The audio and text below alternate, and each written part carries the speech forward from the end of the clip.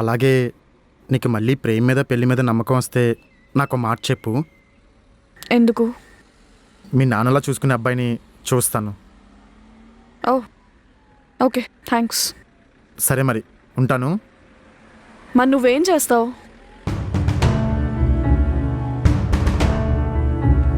ఇంకో బ్రేకప్ అయిందని బాధపడుతూ నన్ను తిట్టుకుంటూ ఊరంతా ఏడుస్తావా?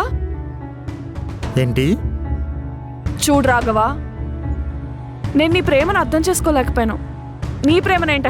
నేను అసలు ప్రేమనే అర్థం చేసుకోలేకపోయాను. నాకంతా తెలుసు నీకు నా మీద ఫీలింగ్స్ ఉన్నాయని. ఇన్ఫ్యాక్ట్ నాకు కూడా నీ మీద ఫీలింగ్స్ ఉన్నాయి. అది నేను ఇవాళే రియలైజ్ అయ్యాను.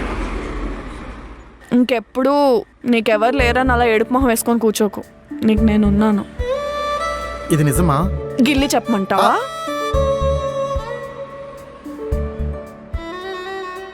Thank you Janaki.